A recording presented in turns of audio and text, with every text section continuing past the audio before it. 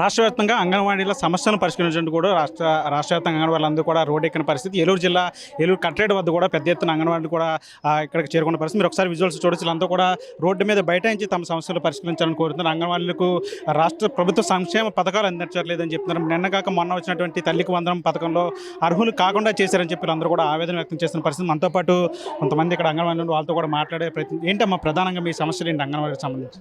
ప్రధానంగా 6 డిమాండ్స్తో మేము ఈరోజు రోడ్ ఎక్కడం జరిగిందండి.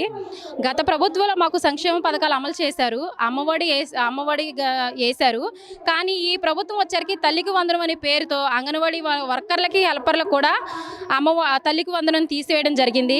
అలాగే రేషన్ కార్డులు కానీ ఎఫ్ఆర్ఎస్లు కానీ ఇంకా అనేక భారాలతో మమ్మల్ని అనేక ఇబ్బందులు పెట్టడం జరుగుతుంది ఈ ప్రభుత్వం. అలాగే ఫేస్ క్యాప్చర్లు అనేసి మాకు చెప్పడం జరిగింది. ఫేస్ క్యాప్చర్ ఈకేవైసీ చేయాలంటే సరైన ఫోన్లు ఇవ్వలేదు మాకు.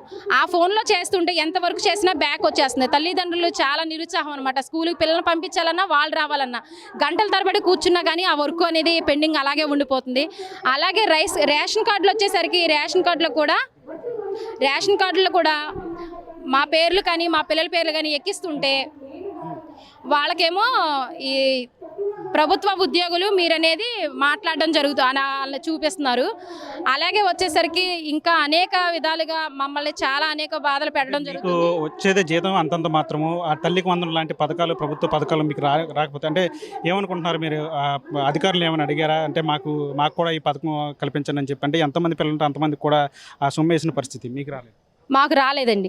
అలాగే రిజెక్ట్ అయిన పేర్లు వచ్చాయండి. రిజెక్ట్లో 12,000 జీతం అని చూపించారు. రిజెక్ట్ కారణం రాశారు. మాకు 11,500 ఇస్తున్నారండి. ఆయాకు వచ్చేసి 7,000, మినీ ఆమె కూడా 7,000 ఇస్తున్నారు. వాళ్ళకు కూడా పడనే పరిస్థితి అనమాట. ఇప్పుడు మాకు కనీస వేతనం ఇవ్వమని అడుగుతున్నాము. కనీసం 1,000 రూపాయలన్న జీతం పెంచితే చాలని చానాలుగా ఎదురు చూస్తున్నాము. గత ప్రభుత్వంలో 1,000 రూపాయలు పెంచలేదు. ఈ ప్రభుత్వం వచ్చాకన్నా పెంచిద్దని అనుకున్న ఈ ప్రభుత్వం కూడా పెంచకపోగా మా జీతాన్ని పెంచిన విధంగా వాళ్ళు చేయడం జరిగింది. పెంచకుండానే పెంచినట్టు చూపించేసి మాకు తల్లికి వందనాన్ని మాకు దూరం చేయడం జరిగిందండి.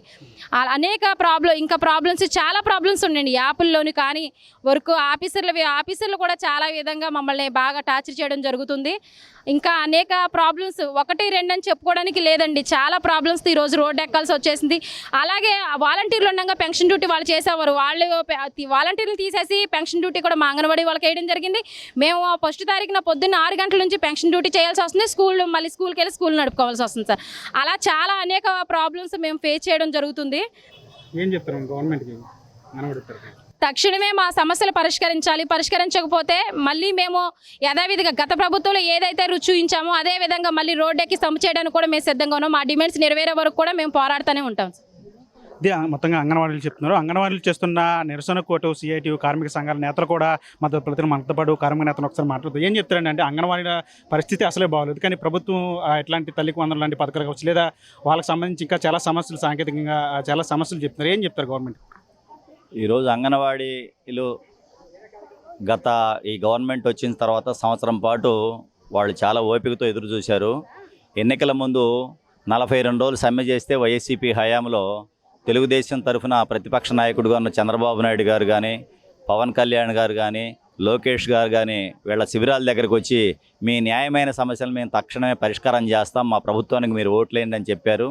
అంగన్వాడీల్లో మెజారిటీ పీపుల్ తెలుగుదేశానికి ఓట్లేసి గెలిపించారు, జనసేనకు ఓట్లేసి గెలిపించారు. కానీ సంవత్సరం అయినా కానీ ఇప్పటివరకు వీళ్ళ సమస్యల పట్ల ఇప్పటివరకు ఈ ప్రభుత్వం చిత్తశుద్ధి చూపట్లేదు. ఆఖరికి మే నెల జీతం కూడా ఈరోజు 23వ తారీఖు ఈ రోజు వరకు కూడా ఇవ్వలేదంటే ఈ ప్రభుత్వాన్ని మనం ఎలా ఆలోచింపజేయాలంటే అంగన్వాడీల పట్ల ఈ ప్రభుత్వానికి ఏ రకంగా చిత్తశుద్ధి ఉంది దీన్ని బట్టి అర్థం చేసుకోవచ్చు. మేము ఇప్పుడే పీడీ గారి ఆఫీసులో వెళ్ళి కలిసాం. అక్కడ శాంక్షన్ అయింది, అప్రూవల్ అయింది, కానీ డబ్బులు లేవంటున్నారు. మరి డబ్బులు లేకుండా ఈ ప్రభుత్వం యోగా పేరుతో 100 కోట్ల రూపాయలు ఎలా డైవర్ట్ చేసింది?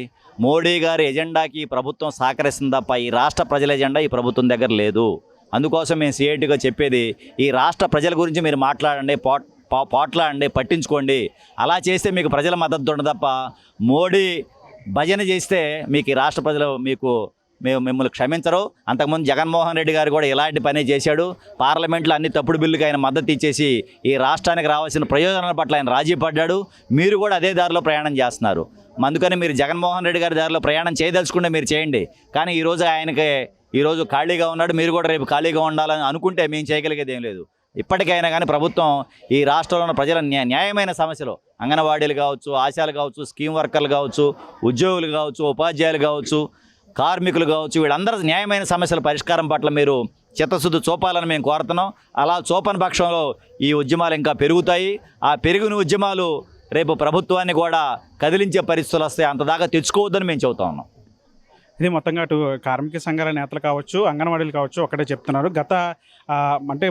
గతం నుంచి ఉన్నటువంటి అంటే ఈ నెల గత మే నెలకు సంబంధించిన జీతాలే అంగన్వాడీలకు సంబంధించి ఇప్పటివరకు ఇవ్వలేదు. అంటే చిరుద్యోగుల మీద ప్రభుత్వం ఎట్లాంటి చిత్తశుద్ధి చూపిస్తుంది అర్థమవుతుంది. అంటే కేంద్ర ప్రభుత్వం నుంచి చేసినటువంటి యోగాంధ్ర కార్యక్రమానికి 300 కోట్లు ఖర్చు పెట్టిన ఈ ప్రభుత్వానికి అంగన్వాడీ జీతాలు ఎందుకు ఇవ్వలేకపోతున్నారని ప్రశ్నిస్తారు. అదేవిధంగా వాళ్ళకు వచ్చే జీతాలు అంతంత మాత్రమైతే ప్రభుత్వం నుంచి వచ్చేటువంటి సంక్షేమ పథకాలను కూడా వాళ్ళని అర్హులు కాకుండా చేసి వాళ్ళని అంటే రోడ్డు ఎక్కే పరిస్థితి తీసుకొచ్చారు. కాబట్టి ఇప్పటికైనా ప్రభుత్వం దీని మీద దృష్టి పెట్టి అంగన్వాడీ సమస్యలు పరిష్కరించాలని చెప్పి కోరుతున్నారు. లేని పక్షంలో పెద్ద ఎత్తున రాష్ట్ర వ్యాప్తంగా మరోసారి అంగన్వాడీల దెబ్బేంటో ఆ ప్రభుత్వానికి చూపిస్తామని చెప్పి వాళ్ళందరూ కూడా హెచ్చరిస్తున్న పరిస్థితి. వీడియో చంటితో మన టీవీ ఏలూరు నుంచి. ఇండియా పాకిస్తాన్ తాజా అప్డేట్స్ కోసం డౌన్లోడ్ చేసుకోండి RTV లైవ్ యాప్.